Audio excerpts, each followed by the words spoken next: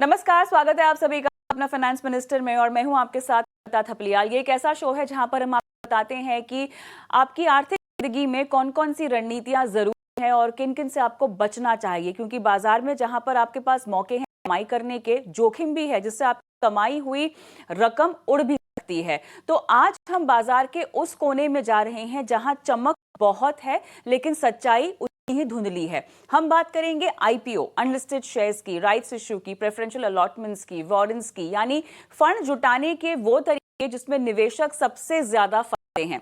Market की दिशा आज साफ दिख रही है, लेकिन इन ग्रे एरियाज आज भी निवेशक हाइप, अधूरी जानकारी या गलत वैल्यूएशंस का शिकार बन जाते हैं। सच यहां पर यह है कि कई आईपीओ महंगे दाम पर आते हैं, पर कंपनियों की इतिहास और कमाई का और छोटा होता है।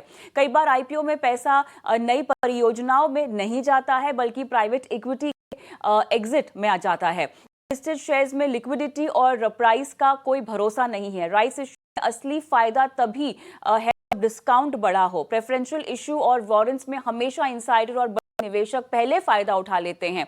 और आज का बड़ा सवाल, क्योंकि यही होगा आपके लिए, क्या सच में ग्रोथ में निवेश कर रहे हैं या किसी और को एग्जिट देने के लिए पैसा लगा रहे हैं। आज इन सभी रास्तों के फायदे, नुकसान और बड़े खतरों पर हम साफ साफ बात करेंगे, समझेंगे। हमारे साथ किशोर ओसवाल जुड़ मेहमान के तौर पे। नमस्कार, आपका स्वागत है इस शो में। आईपीओ की करते हैं क्योंकि कई आईपीओ महंगे पीई पर आते हैं। रिटेल निवेशकों के लिस्ट से अगर हम देखें उनके नजरिए देखें तो काफी जोखिम होता है उनके सर पर। किस तरह से आईपीओ को आपको जज करना चाहिए? अगर प्राइवेट इक्विटी आईपीओ में बाहर निकल रही है तो क्या इसे रेड फ्लैग मानना चाहिए? कौन कौन से रेड फ्लैग्स आपको शुरुआत में ही फैक्टर इन कर लेने चाहिए? मेरे से सबसे बड़ा रेड फ्लैग तो है किसी को एग्जिट देना, प्राइवेट ओके। इक्विटी हो या प्रमोटर हो, दोनों में से।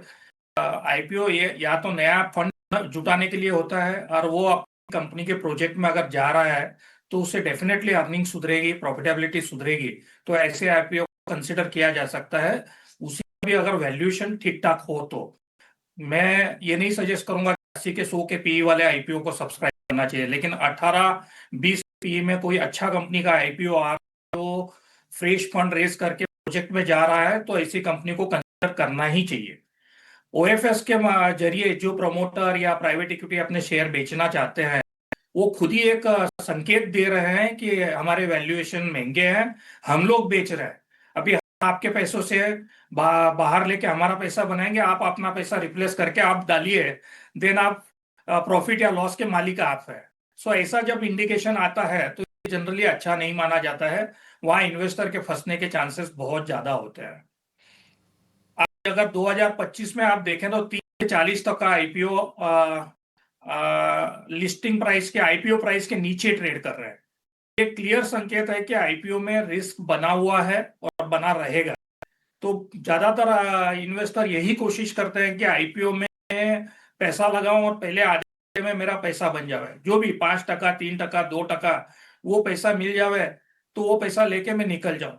जो रह गया पीछे उसको तो डिस्काउंट में बेचना पड़ेगा, लॉस करके बेचना पड़ेगा, या वो परमानेंटली वो स्टॉक को संभाल के रख सकते हैं। 3 ऑप्शन बचते हैं उसके। हमें मार्केट उसकी उससे बहुत ज्यादा अगर अपॉर्चुनिटी कहीं और है, सस्ता स्टॉक मिल रहा है मार्केट में, अच्छी क्वालिटी का, कम अर्निंग रेशियो में, अच्छे प्रमोटर का, अच्छे सेक्टर का, तो मेरी राय में तो वो ज्यादा अच्छा ऑप्शन है बल्कि आईपीओ के जरिए पैसा लगाना। और एक इंपॉर्टेंट चीज मैं यहाँ बताता हूँ कि आईपीओ में रेड हेयरिंग जो प्रोस्पेक्टस होता है वो बहुत लेंदी होता है। किसी के पास इतना समय ही नहीं है कि वो उसे पढ़ पाए। तो वो जब पढ़ नहीं पाते हैं तो उनको क्या पता कि वो आईपीओ अच्छा है कि खराब है। वो तो क्या करते हैं, सिर्फ ग्रे मार्केट के प्रीमियम कितना है वो प्रीमियम को देख के हम आईपीओ भरने की करता है। जैसे फॉर एग्जांपल कोई आईपीओ का ग्रे मार्केट प्रीमियम समय 50 रुपया चल रहा होगा, तो उसको लगता है कि 50 रुपया चल रहा है तो मेरे को तो 20 रुपया मिल ही जाए, तो वो 20 रुपए के लालच में भर देता हूँ। और ये नहीं समझ में आता है कि ग्रे मार्केट प्रीमियम भी मैन्युपुलेट होता है, उसके कोई न कोई तो मैनेज करता ही है उसको। तो वो ग्रे मार्केट प्रीमियम थोड़ी आर्टिफिशियल डिमांड खड़ी प्रीमियम बता सकता है। तो वो ग्रे मार्केट का प्रीमियम देख के जो अप्लाई करेंगे उनको फिर नुकसान झेलना ही पड़ेगा। एक इंपॉर्टेंट चीज है, आईपीओ के जो रेड हियरिंग प्रोस्पेक्टस में जितनी भी कंपनीज की निगेटिव्स है, जैसे कोई अगर केस की लायबिलिटी है या इनकम टैक्स की कोई लायबिलिटी है या और कोई रीजन है कि जिसमें वो हमेशा एक डिस्क्लोजर में दी जाती है। वो फ्रंट लाइन में कभी कोई बताता नहीं, वो डिस्क्लोजर कोई पढ़ता ही नहीं है निगेटिव में। ये सब चीजों को ध्यान में रखते हुए आईपीओ हमेशा एक ग्रे मार्केट रहा हुआ है और रहे। बिल्कुल। चलिए, आईपीओ की हमने बात कर ली, अनलिस्टेड प्री आईपीओ शेयर्स की बात भी कर लेते हैं जहां पर सब कुछ धुला है। अनलिस्टेड शेयर में असली कीमत कौन तय करता है? क्या ये कीमतें आसानी से मैनिपुलेट नहीं होती हैं क्या? 100% मैनिपुलेट होती है। अनलिस्टेड शेयर जब तक वो लिस्टिंग में नहीं आता है तब तक मर्चेंट बैंकर उसकी प्राइस तय नहीं करती है, क्योंकि मर्चेंट बैंकर के सिवा और किसी को उसका प्राइस तय करने का रीजन नहीं है, उसका कोई राइट्स नहीं है। और अनलिस्टेड में सबसे बड़ा खतरा ये होता है कि अगेन क्या वैल्यूएशन पे आप ट्रेड मैंने लेना चाहते हो और कब तक उसका आईपीओ आने वाला है, ये इसका अंदाजा किसी को नहीं होता है। जब आप इन्वेस्ट कर रहे होते हैं तो शायद आपको बताया जाएगा कि 1 साल में आईपीओ आ जाएगा, लेकिन क्या पता कि आईपीओ 2 साल में भी नहीं आवे, 3 साल में भी नहीं आवे। और दूसरी बात, अनलिस्टेड में हमेशा ये ध्यान रखनी है कि आपको एग्जिट नहीं मिलेगा। या तो आपको आईपीओ के पहले वो शेयर को किसी और अनलिस्टेड बायर को बेच के 20% टैक्स दे के निकल जाना है, या आईपीओ के बाद 6 महीने बाद आपको लॉक इन लगेगा, 6 महीने के बाद आपको एग्जिट मिलेगा, उसमें 12.5% टैक्स लग सकता है। तो ये टैक्स एंगल भी देखना है, आपको एग्जिट कब मिलना है वो भी देखना है। वो हिसाब से आपको प्री आईपीओ में इन्वेस्ट करना चाहिए। पर ये एरिया अगेन इतना ग्रे है कि जनरली रिटेल के लिए अवेलेबल बहुत कम होता है, और रिटेल अगर ले भी लेता है तो बहुत छोटा क्वांटिटी लेता है। तो प्री आईपीओ लेने वाले भी वही क्वालिफाइड और स्पेसिफाइड इन्वेस्टर्स है, उनको अपनी रिस्क के बारे में पता है, वो अपना रिस्क को कैलकुलेट करके ही लेते हैं। तो यहाँ पर रिस्क कैलकुलेट करके ही आगे बढ़ना चाहिए। लेकिन राइट्स इशू की हम बात करें, क्योंकि सस्ता मौका यहाँ पर लोगों को मिलता है, यहाँ पर एक चाल है। राइट्स इशू तभी फायदेमंद है जब डिस्काउंट इनको बड़ा हो, या कोई न्यूनतम डिस्काउंट गाइडलाइन यहाँ पर होनी चाहिए। अगर मार्केट में शेयर सस्ते रहे हैं तो राइट्स क्यों? नहीं, जनरली क्या होता है, राइट्स को हम दूसरी भाषा में बोल सकते हैं mini bonus. Bonus free of cost दिया जाता है। प्रमोटर अपने शेयर होल्डर्स को जब रिवॉर्ड करना चाहता है तो बोनस वो फ्री देता है। वैसे ही जो प्रमोटर अपने शेयर होल्डर्स को रिवॉर्ड करना चाहता है वो राइट्स इश्यू बहुत सस्ते में देता है।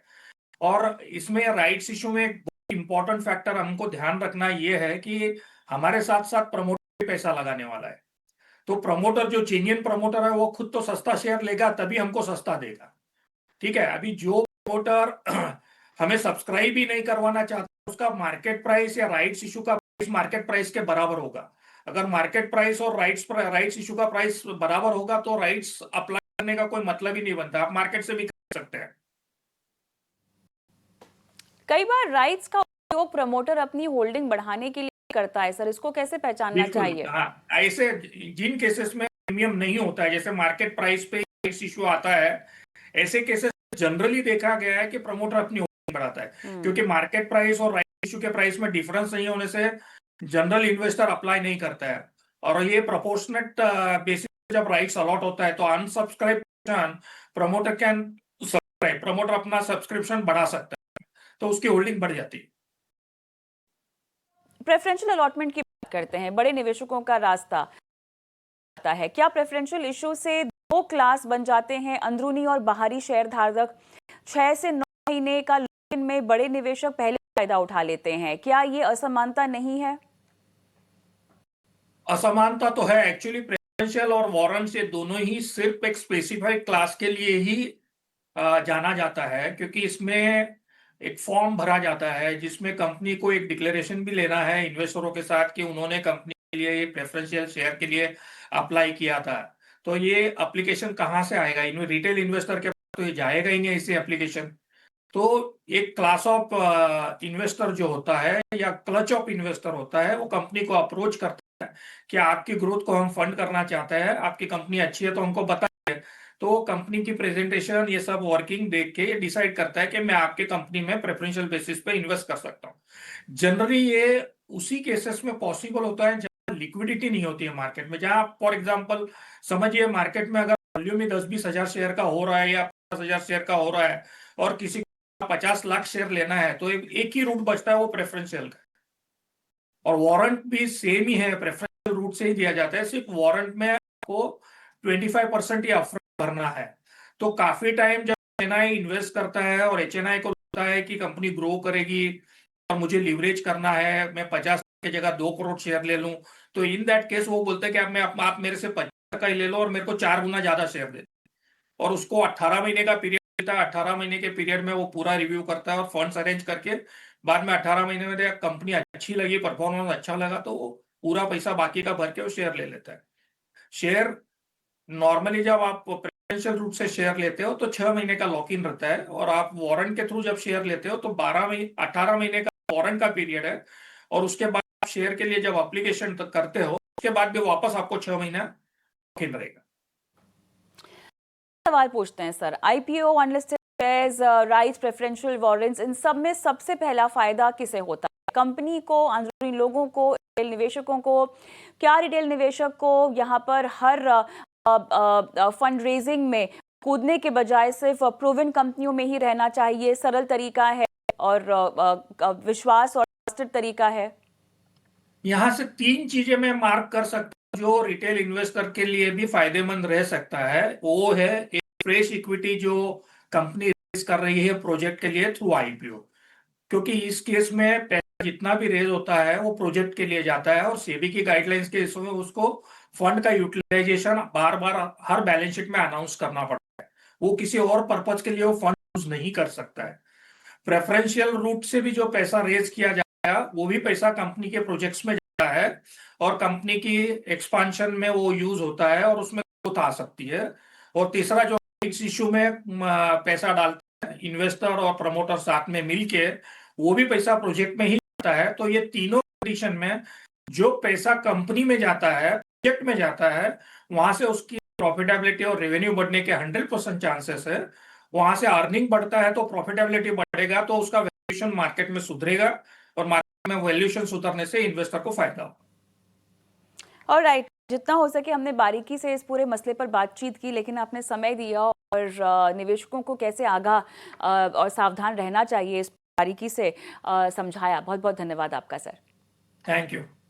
पर अपना फाइनेंस मिनिस्टर में वक्त है छोटे से ब्रेक का। ब्रेक के उस पर आपके सवालों के जवाब, अगर आप भी चाहते हैं हम शो पे आपकी लाइव फाइनेंशियल प्लानिंग करें, अपने सवाल आप हमें व्हाट्सएप कर सकते हैं, यूट्यूब के कमेंट बॉक्स में भी डाल सकते हैं। नमस्कार।